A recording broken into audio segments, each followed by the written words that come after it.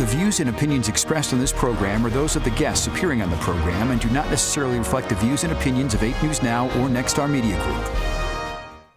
Tonight on Politics Now, violence in schools, one group's effort to get guns out of local campuses. Transgender athletes in women's sports, the Supreme Court debate and a renewed effort from Governor Lombardo. Plus, ramping up immigration enforcement, the ongoing crackdown in Minnesota, and insight into what's happening here.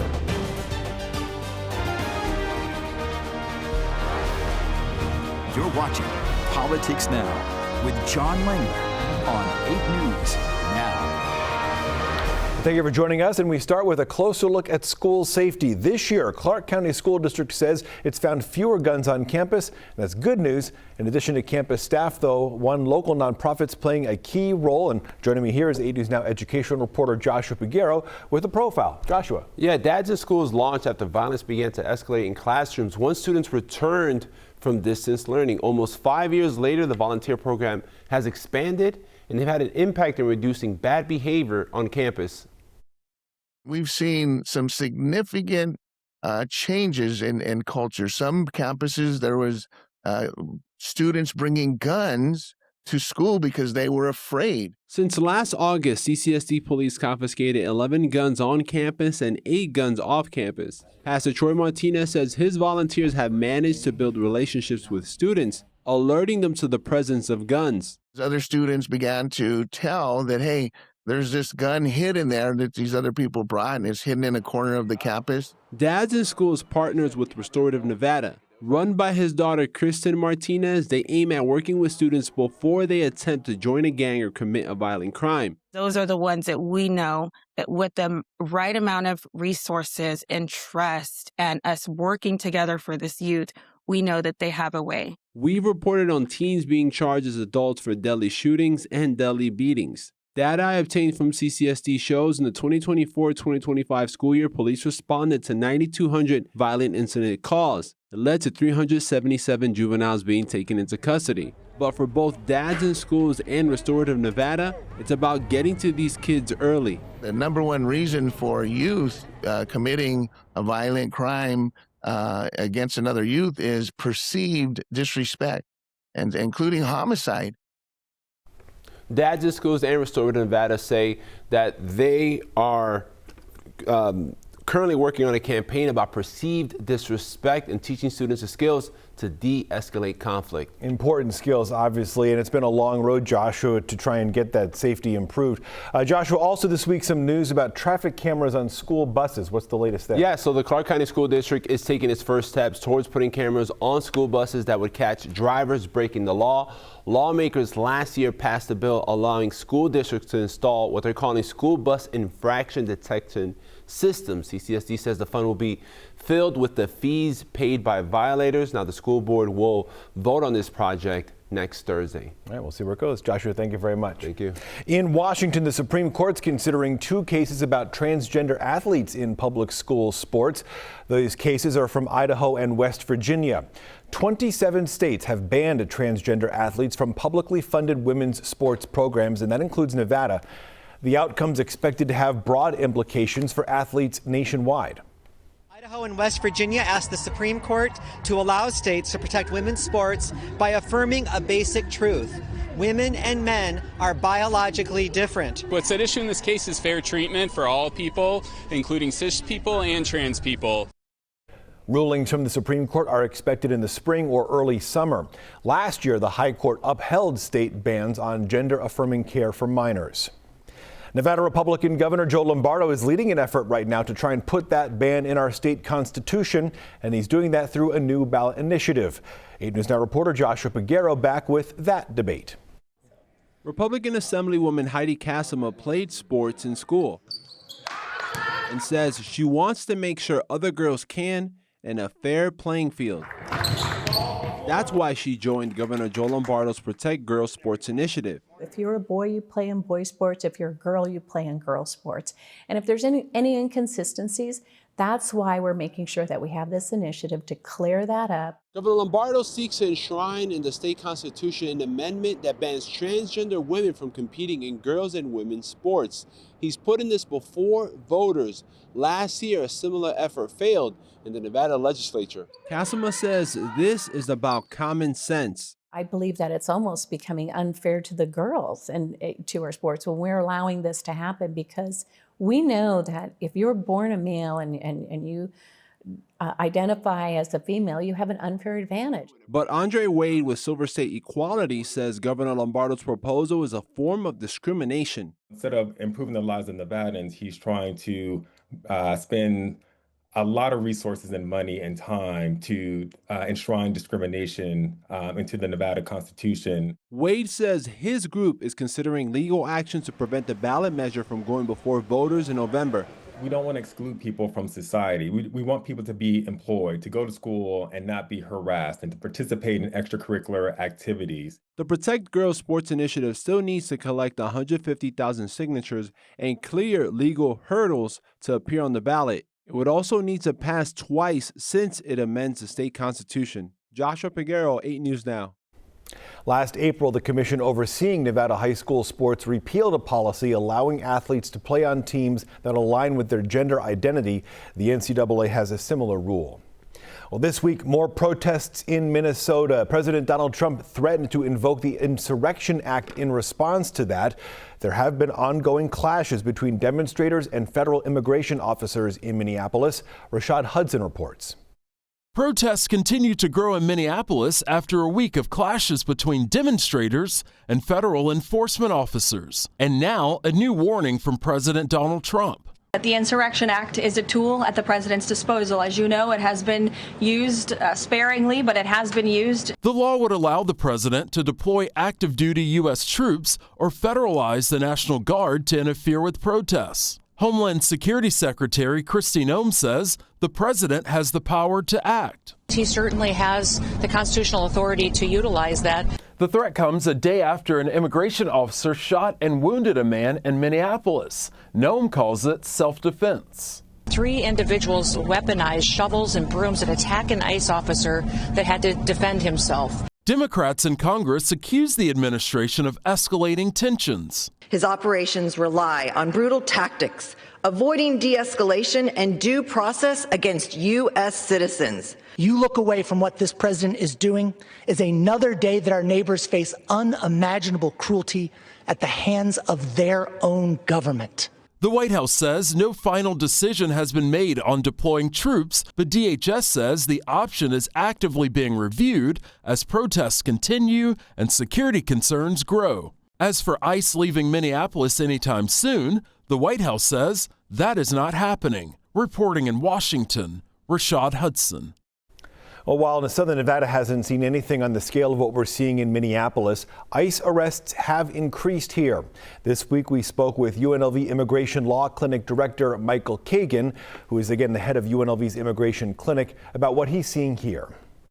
Yes, the anxiety is way up. People are very scared that this will happen here. First of all, it's important to understand that it is happening here, but at a much smaller, quieter scale. Nothing compared to what Minneapolis and St. Paul are going through. But ICE arrests are up. Arrests of people and detention of people who don't have any significant criminal record, or in some cases, no criminal record at all, that's increasing. But certainly nothing like Minneapolis, but we've only been through 1 year of the Trump administration. The manpower and resources they're going to have are growing exponentially because of the funding that they were given in the Big Beautiful Bill last year. And so they will have the capacity to do this in many more cities. I am very glad that this hasn't happened in Las Vegas here yet. I do not know what will happen tomorrow. I hope it doesn't happen here. We have a whole lot of immigrants. About 1 in 20 people who live here are undocumented. This is part of our community. And so I think we have to be ready and preparing for it to happen here while hoping that it doesn't. Is there some sort of numerical number that can be attached to that, like, you know, the number of calls that the university has gotten from students or from employees or questions that has gone to your office has gone up or something along those lines? I don't know if you guys would. I don't think I have a number I can give you that, you know, makes concrete that increase in anxiety. That's more anecdotal. The questions and discussions we're hearing from everybody, and this has been building throughout 2025. The number of students that I have who came to me because they are nervous for their parents, that's increased. We already have a massive increase in detention and a massive increase in the number of people calling our office for help because they come from detention. My students and I have been finding new ways to litigate and represent people, and my students are meeting the challenge of doing things that I had never done before. Well, and I imagine, sorry to interrupt, but you know, regarding litigation and other sort of advocacy, you know, it's beyond just, even if the arrests aren't happening on the scale that we're seeing in other cities like Minneapolis, there's still the detention center out in Nye County. There's the facility in Henderson. There are facilities in Nevada. Even if someone is taken into custody elsewhere, they could conceivably still be brought here. Have you seen people who are detained here are sometimes brought from other places? So is that something that you and your colleagues are engaged in, at least? Maybe not directly, but just from an oversight standpoint, you're seeing more usage of these detention facilities in Southern Nevada, even if the arrests aren't necessarily happening here. The number of people in detention has grown. We know that. And there's discussion now of building a massive detention hub in Arizona that would take people from Nevada. So people would be grabbed in Nevada by ICE and brought to some new massive detention camp in Arizona. Any expansion of detention capacity is going to mean the more people detained, and we know they have a whole lot more money for that exact purpose. So we are expecting this to continue to escalate. Metro Police do cooperate with ICE in their enforcement. They will hold people for up to 2 days for agents to take custody of illegal immigrants. Nevada's acting U.S. Attorney Sigal Chattah is starting a public corruption strike force. She says it'll coordinate investigations between federal, state, and local agencies. Chattah did not specify where U.S. attorneys planned to look first, but during an August interview with 8 News Now investigator Vanessa Murphy, Chattah gave one example. Public utility companies have been abusing consumers. This office has the ability to investigate public utility companies under antitrust violations, whether it's the Sherman Antitrust Act, whether it's price fixing, whether it's price gouging. Chattah's list of possible crimes includes bribery of public officials, election crimes, and government integrity. Next here on Politics Now, money for the long haul. We'll look at fundraising in Nevada's governor's race. Plus, the future of manufacturing, a new robotics product touted by the Trump administration here in Las Vegas.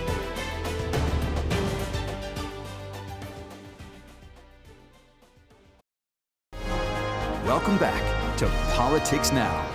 Some new figures in the fundraising race for Nevada governor. So far, incumbent Republican Joe Lombardo is way in front. His campaign account and PAC have a total of $15 million. It's the most a gubernatorial candidate has raised before the election year started. Mr. Lombardo says this shows Nevadans are rallying behind him.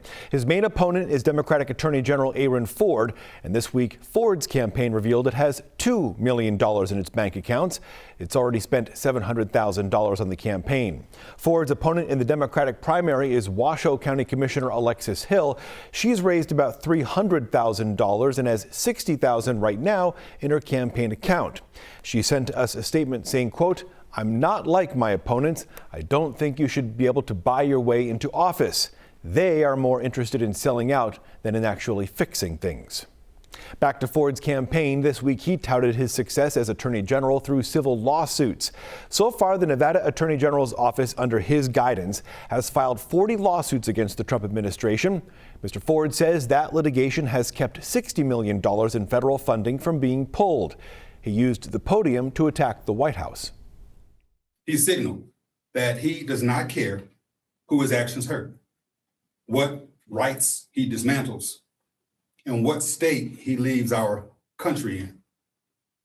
While the governor has called these lawsuits unfortunate. Ford also held an event this week to announce a new housing plan.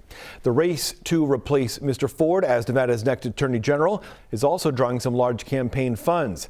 Among the top two main Democratic candidates, current Treasurer Zach Conine has about $1.5 million to spend.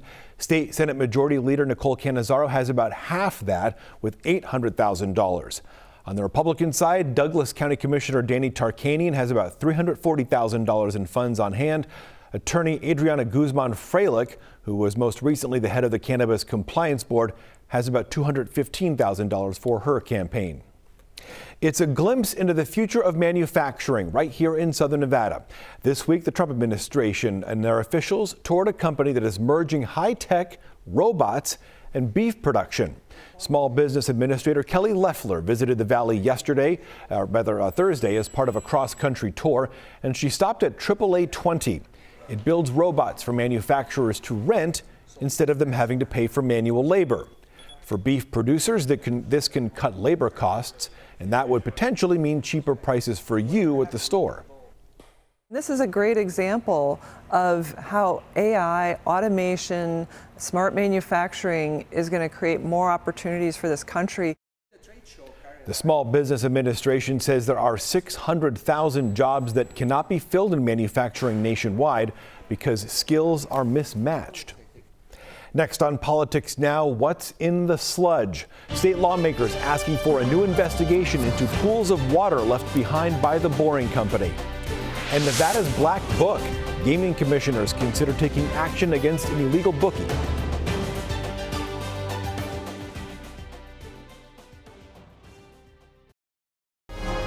You're watching Politics Now. New concerns now about construction underneath Las Vegas. State Democratic lawmakers are demanding an investigation into the Boring Company and its Vegas Loop tunnel project. 8 News Now reporter James Schaefer explores whether this is about safety or politics. I still don't see how this is going to benefit the students of UNLV. Last month, Nevada's education leaders weighing the pros. I'm excited about the Boring Company being here. And cons. With the sludge or whatever, is there anything that UNLV can do to get a little bit more information on what that might be? Of the expansion of the Boring Company's Vegas Loop project, discussing the land near campus. And they aren't alone in their concerns about the environmental impact. We want to make sure that we are not adding pollution into our communities. Nevada Democratic Assembly member Howard Watts now sending a formal letter to the Nevada Department of Environmental Protection, wanting a closer look at just what was in that pond, which site security didn't want you to see. You're not on private property, but there's an expectation with private. We're hearing justified concerns from members of the community about this bright, sickly green pool of water located right next to residential areas. Watts also expressing concerns about the actions Republican Governor Joe Lombardo has taken. But we wanted to know, is this politics or is this politically convenient to go after a Republican currently in office? Look, I don't think the party really has anything to do with this. We're about putting people first and public safety. We're absolutely committed to ensuring that we are environmentally compliant, that we are compliant from a safety standpoint. It's actually like the most important thing for our company. Back at UNLV, Tyler Fairbanks with the Boring Company pushing back, but some education leaders not sold. I'm thinking about the students and how do they benefit? No way. Nowhere do I see them benefiting in any way. That was James Schaefer reporting. The vote on a 10-acre ground lease to the Boring Company passed. A vote on a second site, though, was denied. Nevada gaming officials are looking into putting an illegal bookmaker into its legendary Black Book. Matthew Boyer is serving time in federal prison for working as an illegal bookie and money laundering. His case led to multi-million-dollar fines for Resorts World, MGM Resorts, and Caesars Entertainment. Boyer laundered money through strip properties. Gaming Control Board member George Assad hopes this sends messages to the casinos and the federal government. The second message should now be very clear to all Nevada gaming licensees that we will hold them accountable and responsible for lax oversight, whether it be from gross negligence or institutional willful ignorance or just plain stupidity, to also send a strong message to the federal government and federal politicians that we can clean up our own dirty laundry. And there's no pun intended there. There is no need for a federal gaming oversight commission, and there is no need to have a federal gaming tax to pay for such a commission. Boyer can challenge his place in the black book when he gets out of prison in August. California lawmakers are considering a so-called billionaire tax. Critics think it'll drive some of the wealthiest neighbors right here into Nevada. Already, Los Angeles billionaire Don Henke told Forbes magazine he's moving to Las Vegas. He has a financial services empire. Other billionaires who have echoed that sentiment: Bill Ackman, Google's Larry Page, and Uber founder Travis Kalanick. Nevada is a popular spot for relocation because of our loose incorporation laws and the lack of an income tax. Next here on Politics Now, honoring MLK. We'll preview Monday's annual parade in downtown Las Vegas.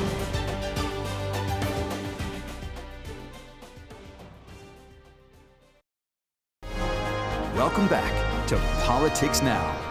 Next week, Clark County commissioners are set to vote on money for the new 1 October memorial at the site of the tragedy. It's estimated the project will cost $10 million. The Vegas Strong Fund was established in 2024 to raise money and design the memorial. Previous donations collected by the Parks and Rec Department will be transferred into that fund. On Monday, Las Vegas honors the life of civil rights leader Dr. Martin Luther King Jr. with the annual downtown parade. Starts at 10 a.m. in downtown. There's the parade route. It runs from Gass and 4th Street, then goes north up to 4th Street up 4th Street to Ogden rather. Roads will start closing at around 10 a.m. This parade does tend to go long. It should end sometime early in the afternoon. Always a lot of fun down there. That'll do it for us this week on Politics Now. We'll see you right back here next week. Take care.